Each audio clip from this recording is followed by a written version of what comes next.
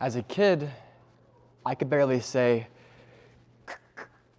could I have that red truck, please? Growing up, I had a very bad stutter. I stuttered everywhere. At school, at my house. It consumed me. I could barely talk. And I tried fixing it through over 10 years of speech therapy. But my stutter only got worse. And kids, they can be mean. From age 6 to age 18, I was bullied almost every single day. I was called every name in the book, had gum thrown in my hair. I sat alone at lunch most days. But one day, I met Ashley. She was the most beautiful girl I've ever seen. And by some cosmic miracle, we were lab partners together. So we talked all the time about her dog, Toby, her brothers, her day. I was smitten. Now you're probably wondering, Matt, did you ever ask her out? Absolutely not. You kidding me? I mean, what would I say to her? Hey girl, you, me, the date? No. But I will say that she was my lighthouse when I was falling apart, because these kids became even more mean to me. And so finally, I ran away from all of my problems. I did homeschooling, and I was mute for over 2 years. I only talked if I had to. I didn't leave the house, no friends, and that was my life. But at 18, I was called to be a missionary for my church. So I went from being this mute kid to now I'm talking to strangers 24/7. Went about as well as you would imagine. The first 6 months were hell. I was freezing cold, homesick, and my anxiety became suffocating, where I could barely breathe. But rock bottom for me, when I tried to say my own name one day, Matthew, and I couldn't say it. The shame and the embarrassment was unimaginable, because to talk is to be human. And if I can't talk, then what am I? I didn't feel worthy of love. I felt like some freak that was different from all the normal people.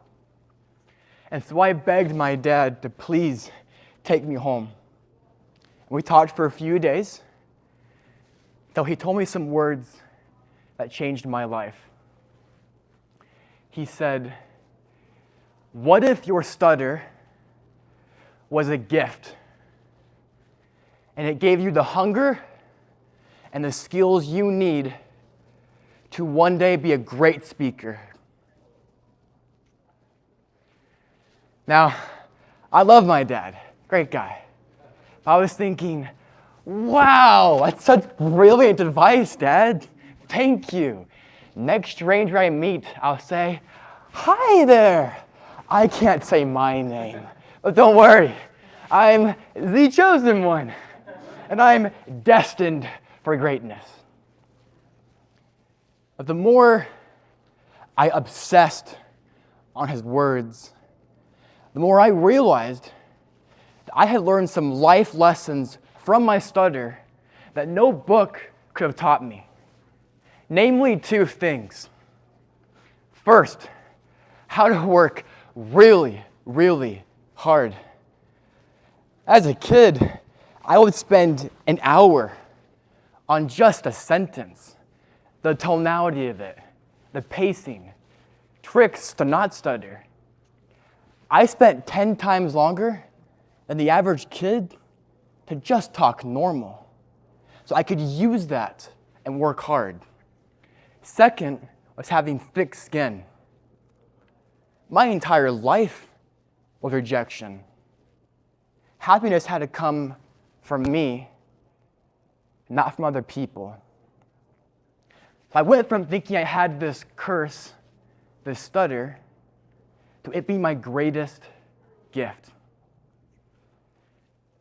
As I stand before you today, I am proof that people can change and the power of the human spirit. Maybe you don't have a stutter, but we all have parts of us that we think are broken, ugly, and messy, and that we hide from other people because we worry if they knew the real us, maybe they wouldn't love us. But what if those parts that you hide are actually your most beautiful parts and your greatest gift? If I could talk to 6-year-old Matthew right now, I would not tell him to stop stuttering. I would tell him to stop hiding. And I would tell him and you that your messy, ugly parts don't disqualify you from greatness. They prepare you for it.